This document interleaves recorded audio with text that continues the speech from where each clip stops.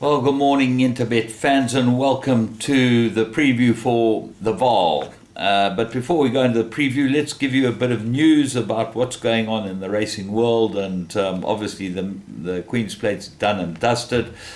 But the big news today, coming off the newsreels, is that David Ferraris' son, Luke, who was champion apprentice in South Africa, has now fully qualified as a jockey. He went to the Jockeys Academy in 2017. I don't think they were particularly keen for him to be a jockey, but he was very keen and very dedicated. He's an extremely well-mannered and well-brought-up young man, and he gets a ride on Rainbow Bridge in the Met. He's been getting this horse ready for the Met, and let me tell you, Rainbow Bridge is a very big runner, probably the horse that you would want to back at this stage. He's got all the credentials to be able to win the race, and Luke Ferraris would be a great addition to him. Just talking about Luke, he was interfered with on Saturday in a race, the Scepter, actually was Friday in the Scepter Stakes behind Celtic Sea. And the more you look at it, the more you see how bad it is, and it really should have been upheld, that objection. There's no way you can interfere with other horses during a race and not have the race taken away from you. It's just as simple as that.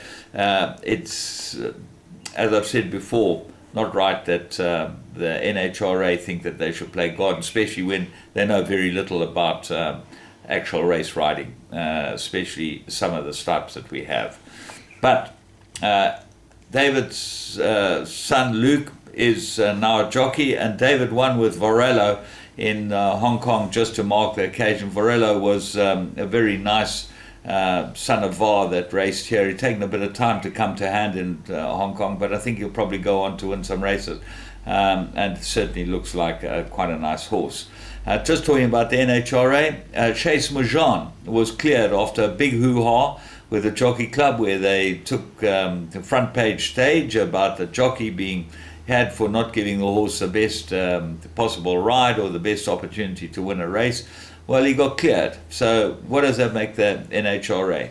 It makes them cowards, because really they make a hoo-ha about punishing people, and then when they're found to be wrong, they do not make a hoo-ha of being found to be wrong.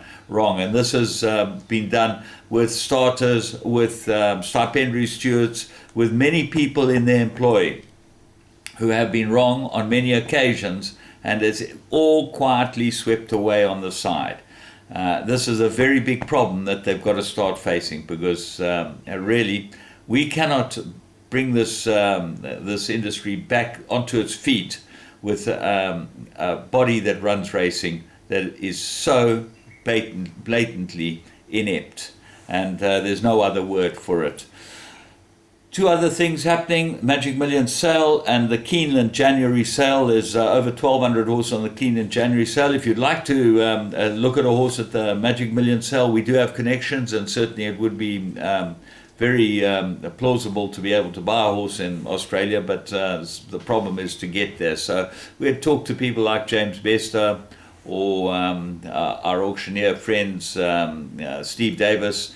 They look at all the horses and they'd be able to help, and certainly I'd be able to help you in that line. Anyway, let's move on to the Vaal. Tuesday the 12th of January, 24 pentrometer. There's been rain, good to soft 7-meter false rail at the 600-meter region, and it's an 8-race program. We kick off with race 1, which is 12:35. It's a maiden plate over 2,400 meters. Now, this will turn into a real staying contest. When you have good to soft going, it's going to hold them up. And the horse that's drawn, that's bred to go this trip, is attentive and shows that he really would like this trip. He's 14-1, which is a very big price, but I'd put him into all your play. The right horse looks to be White Fang, but it is second run after a rest. And as I say, tread very warily.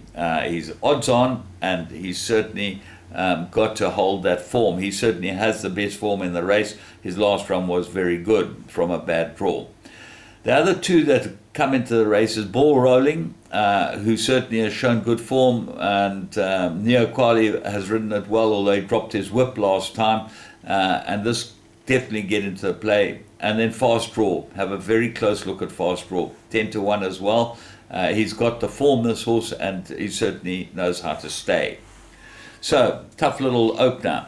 Race 2, Mirror Rated 104, 1800 meters, and I'm going all out Western Fort. I think it's the right horse. He has been rested, but he has won after a rest, so that is very important for me. Craig Zaki rides him. I think he'd be a good replacement for Warren Kennedy, who has been riding him. But I love the blinkers. The blinkers go onto this horse. He just doesn't look like he's been going through with it. And I think this course and distance will suit him extremely well. Western Fort, my play. If Captain of Tortuga stays the extra distance, he's going to be a player as well. Got to come right. Seattle Force, improve. Look for improvement from him. He's back at his old hunting ground, Stuart Pedigree, where he won all his races. He's relocated back from Durban, which is probably a good move. And he's won 6 with Stuart, and he's quite a good horse. So he certainly comes into the plan. That Stuart runs him straight into an 1800 meters, means that he's probably fit and well. He gets a 2.5 claim, which is not going to do him any harm.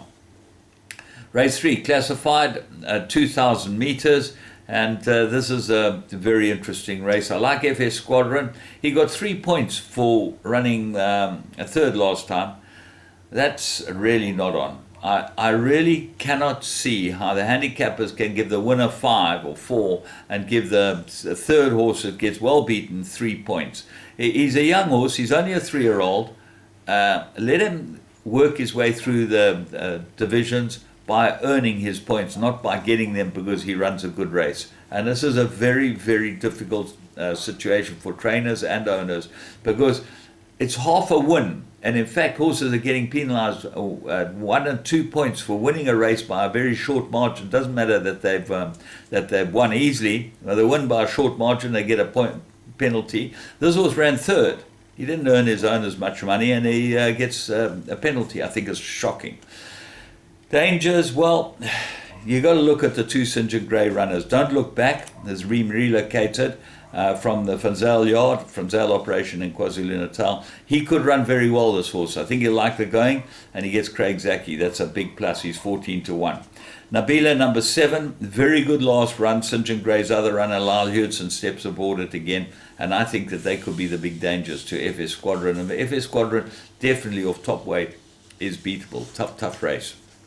Race 4, classified 2,000 meters, and I make it a 2-corner contest. Afraad's the right horse to me. Stephen Moffat, always a trainer that you can get good value out of his horses. This horse is 7-2. If he is with a big stable, he'd be 17-10. Never mind 7-2. His form's good, and he looks like he's ready. Dennis Schwartz knows him well now, should be able to get the best out of him. The big danger to him is Rocky Path. Striker back on it. I think there's a big jockey up on this horse, and I think he's got some ability, Rocky Path. You look at some of his early form, he can run this horse, and St. John has a knack of being able to get them in the right place at the right time, and they suddenly pop up. So that goes into the play. Dice a Bullet, Gary Alexander's runner with Lyle Hudson, has certainly improved now he's gone distance, and I think that he will go very, very well here. And Zajara Judd certainly comes into the race as well with some sort of chance. Liverpool legend, 3-year-old, got a big problem in this type of field, I would have thought, but he certainly is a player. Race 5, Mirror Rated 96, they go 1,000 meters. Very, very difficult race. I think this is probably a field race. Before the Dawns, course and distance suited. Nice jockey up. Weights are not in his favor. And he has another one that gets penalties for the running places. What else is there? Well, there's Captain Hindsight, which is a stable companion, got good form. Epic Cream has got very good last run, and Ryan Munger back in town gets the ride on him. Sing for Nico got a penalty with Epic Cream of 1 kilo, so there we are, got 2 points. 2 points worse off with Epic Dream for beating Epic Dream, at least. Let me get this right. And Henny Kraling back on him. There's definitely big pluses there. But the horse I found in the race is Battle of Trafalgar, Mike the Cox horse. He runs well off a rest, and I think he'll go really well. certainly worth having a very close look at each way.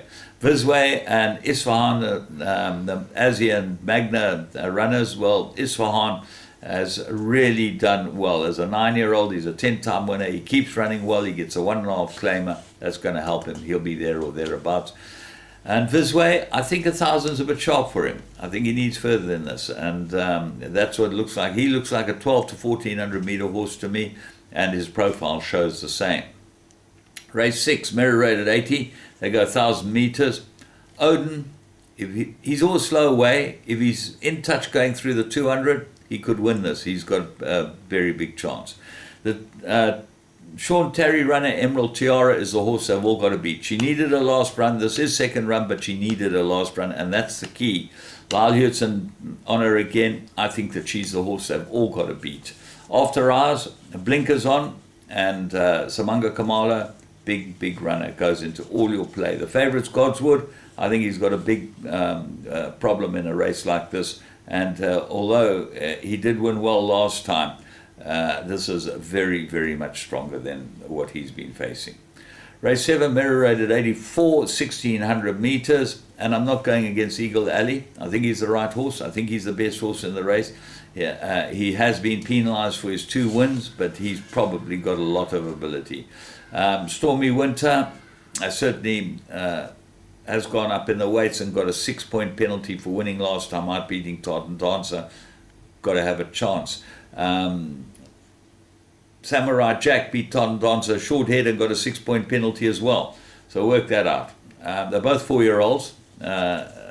Stormy Winter won by 1.25, beating Tartan Dancer, got a 6-pointer, and Samurai Jack beat Tartan Dancer and got 6-pointer, beat at a short head. El Romanacci gets a tongue tie. All in all, I can't see anything beating Eagle Alley. Race 8, there's a 1,600 meter classified stakes. Back to Black might be the right horse here. Dory Shams, 3-year-old, Chase Majon gets a ride on it. Looks like a big improver and will go well. Heart of a Legend, the blinkers are off, and she's pretty close to being ready to win, so she'll go very, very well here. Soul of Wit, I thought ran a cracking good race last run. First for St. John, and I expect this one will improve. Tartan Dancer's the other one of St. John's, which, as you've seen, the form's tied up all the way through the race meeting today. So, all in all, it looks like a pretty interesting day. Sean Terry's runner looks like they'll banker on the card, Eagle Alley, but that makes it a 5-legged pick 6. But I think that the value's in the buy pot. That's where I'm going to be playing today, and looking to see if we can get some value out of that. From me, James Goodman, and Interbet. Remember, you can bet with Interbet, and you can bet on all their live games, and keep yourself interested and occupied until 12:35 when we kick off with the first race. Have a very good day's racing at the Vaal.